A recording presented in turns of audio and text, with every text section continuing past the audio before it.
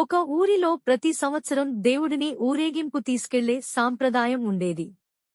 ప్రతి సంవత్సరం ఊళ్ళో వారంతా పండగ చేసుకుని, పూజలు చేసి, ఊరేగింపు కోసం అన్ని వీధులు శుభ్రం చేసి, ముగ్గులతో, తోరణాలతో, పువ్వులతో చాలా అందంగా అలంకరించేవారు.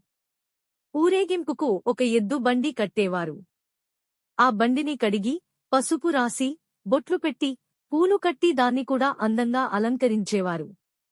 మరి ఆ బండిని తోలే ఎద్దు సంగతి చెప్పాలా?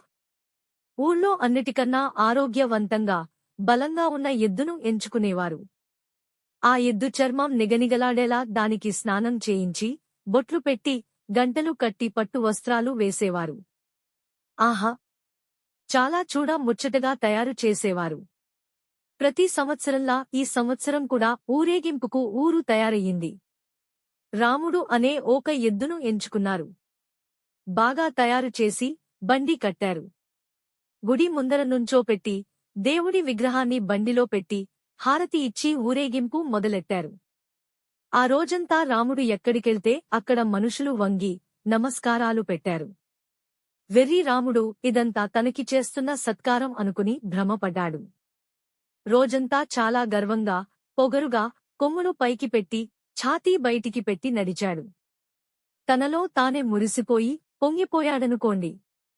ఇక సాయంత్రంతో మళ్లీ ఊరేగింపు గుడికి చేరింది.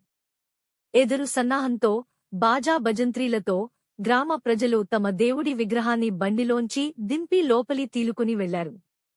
విగ్రహం బండిలోంచి దిగంగానే ఇంకేముంది? అందరూ రాముడిని మర్చిపోయారు. ఎవరి పనుల్లో వాళ్లు పడిపోయారు. రాముడిపై వేసిన పట్టు వస్త్రాలు తీసేసి, మళ్లీ రాముడిని ఎడ్లపాకలో తీసుకుని వెళ్లి అక్కడ వదిలేశారు. ఎవ్వరూ దండాలు పెట్టలేదు. అప్పుడు రాముడికి అర్థమయ్యింది. మనుషులు గౌరవం ఇచ్చేది మనకి కాదు, మనం చేసే పనులకని.